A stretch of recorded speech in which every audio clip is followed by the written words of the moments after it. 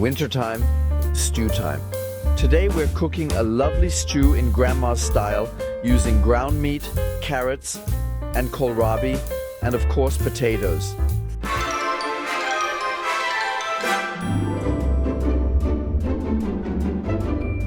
Here we have 2 kohlrabis, 3 carrots, and a few potatoes.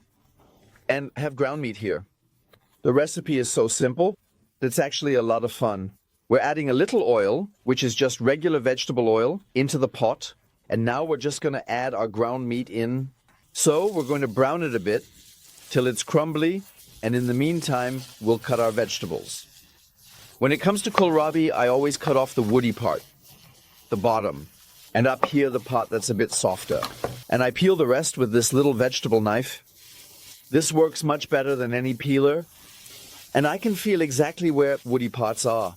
I'm going to cut that off right away. So then I cut the kohlrabi into 3 slices. And then I can cut the slices to sticks. And I can cut them into cubes. The main thing is that the vegetables are roughly cut evenly, so that the individual pieces cook evenly. So, with the carrots, I recommend that we first cut them into thirds.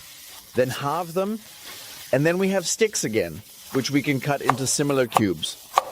Like the kohlrabi. The nice thing is the carrot is now lying flat on my cutting board because we halved it. It's nice and flat on my cutting board and doesn't roll around. And that way we can hold on, cutting perfect cubes. The ground meat is crumbly. That means we can season this quite well already, because we're not just seasoning the ground meat here, but the whole stew right away. And there's still plenty more to add. So season it well, and listen to how it crackles here. That means we've achieved everything here. What we want. It's crumbly and has taken on a bit of color. And just right moment to add the carrot and kohlrabi. And we're going to saute that a bit here as well. So it shouldn't get really brown. Just saute it a little hotter. And in the meantime, we're cutting the potatoes. And of course, we're cutting the potatoes into cubes just like we did with the carrot and kohlrabi. Then everything fits together nicely. And we have exactly the right sizes, so that we can comfortably eat it later with a spoon. The question is, why are the kohlrabi cubes and carrots sauteed so lightly here at all? And the answer is quick and simple. Because as soon as we add the vegetable broth, we won't be able to reach those temperatures anymore. And this way we achieve some very light roasting flavors. And also just a bit so that the vegetables caramelize lightly.